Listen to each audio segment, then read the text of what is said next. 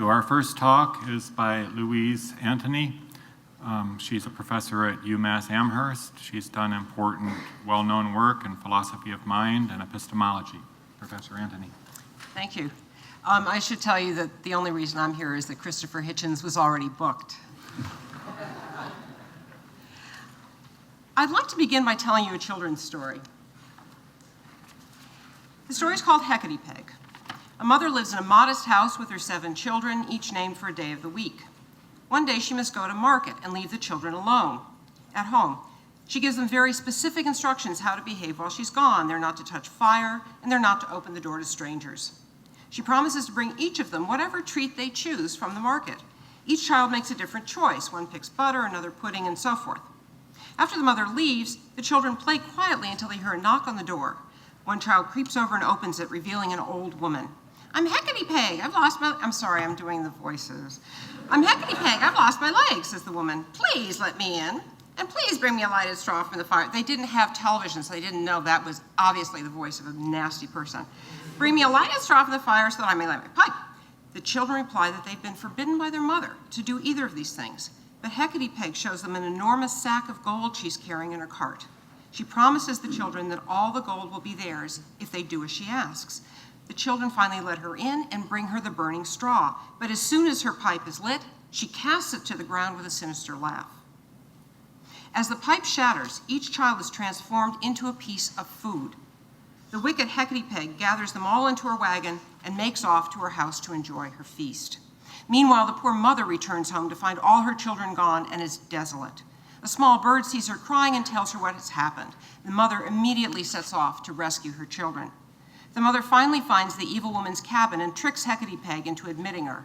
Hecate Peg, amused, decides to give the poor mother one chance to save her children. If you can guess which piece of food is which child, I'll restore your children. The mother thinks and finally realizes how to do it. She can recognize each child by the food they ask for from the market. So Sunday wanted bread, she must be butter, and so forth, until she guesses every child, and every child is restored. With her children gathered round her, the mother chases the wicked woman out of town, and Hecate Peg is never heard from again. You'll maybe have noticed a parallel between this tale and another very well-known story, one which, according to a familiar interpretation, also concerns a loving parent and his disobedient children. I'm speaking, of course, of the story of Adam and Eve in the fall. As in Hecate Peg, a parent, Yahweh, God, warns his children, Adam and Eve, not to do something. As in Hecate Peg, a tempter, the serpent, gets the children to disobey the parent. And as in Hecate Peg, disaster ensues. Within these structural similarities, however, the stories differ enormously, as we will soon see. Hecate Peg celebrates the valor of maternal love. Genesis exhibits the power of a tyrant. The figure of God as a loving father is ubiquitous in Christian writings and teachings, but it's also a common trope in the Hebrew Bible. The story of the fall is conventionally read against this metaphorical background. God creates Adam and Eve in an expression of profound love, just as human parents, ideally, conceive or adopt children as a way of sharing and enlarging their love for each other. God intends for his human children to live with him in a state of perfect spiritual happiness, but like headstrong adolescents, Adam and Eve squander his gift and must face the consequences. Adam and Eve's sin, according to this reading, is as much a sin of ingratitude as a sin of hubris. Not content with the extraordinary bounty God has bestowed upon them, Adam and Eve grasp greedily for the single thing that God in his wisdom has withheld from them. But did Adam and Eve really sin? Disobedience is only morally wrong if the flouted authority is legitimate, and parental authority is only legitimate if the parent in question is a good parent. God, I submit, is a terrible parent. He is, in fact, an abusive parent. God does not love his children, and anyone who suggests that we ought to love him is displaying the psychology of an abused child. I propose to support my indictment primarily by means of a close reading of Genesis 2:4 through Genesis 3. When we compare the divine parent to the valiant mother in Hecate Peg, stark contrasts emerge at every point. In attitudes, motives, methods, and reactions, God is the antithesis of a good parent. Although I'll be focusing on the story of the fall, I'll draw corroborating evidence from narratives throughout the Hebrew Bible. The overall picture is quite consistent. God is far more concerned with his own glorification than with the well-being of his human children. and that's putting it mildly. Now I'm going to skip a section in which I sketch a theory of authority that was developed by Rebecca Hanrahan and myself. The main point of that section is to say that, is to argue that, or to put out the contention that no authority is absolute.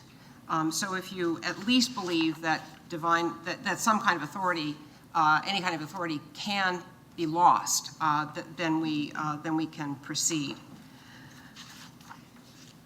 Okay. In the case of human parents, we allow that they will sometimes do the wrong thing, sometimes out of ignorance, sometimes out of ineptitude, sometimes out of anger, sometimes out of weakness.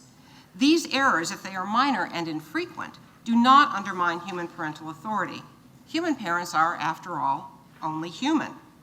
Divine parental authority, however, is quite a different matter, precisely because God is not subject to the various infirmities that handicap human parents.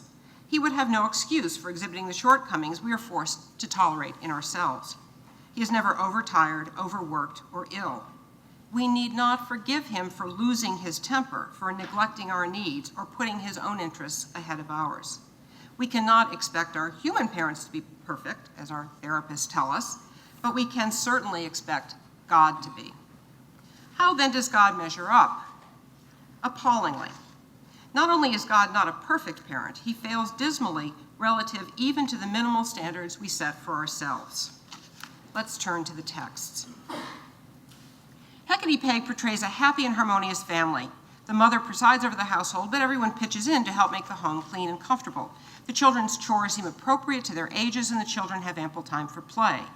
In Genesis, the picture's quite different. There's no indication that God and his two human creatures form a family of any sort. On the contrary, God seems to have created Adam to be a worker, or rather, since there seems to be no question of securing Adam's consent to the arrangement, a slave. God, the text tells us, needs a gardener. When no plant of, quote, when no plant of the field was yet in the earth, and no herb of the field had yet sprung up, for the Lord had not caused it to rain upon the earth, and there was no one to till the ground, etc. God's purpose in creating this child seems to be purely instrumental. And in case we don't register this the first time, the theme is repeated. Verse 15 says that, quote, God took the man and placed him in the Garden of Eden to work it and keep it, end quote. The only time God shows even an appearance of concern for Adam's needs is at Genesis 2:18, when he observes that it is not good that man be alone. But that appearance is dispelled in the very next clause. I will make him a helper, or according to another translation, helpmeet, corresponding to him. By the way, my translations are from the Revised New Standard Version, unless I say otherwise. Eve, in short, is created not to relieve Adam's loneliness, but to help him carry out his preordained duties. Now, both stories involve prohibitions. In Hecate Peg, the mother's restrictions, no touching fire, no talking to strangers, are motivated entirely by concern for her children's safety, and they represent eminently sensible precautions against real and very serious dangers. But it's very hard to find any similarly sound rationale for God's commandment to Adam and Eve. There is, first of all, nothing in the text to suggest that God is thinking about Adam's safety when he issues his commandment. Context suggests quite the reverse.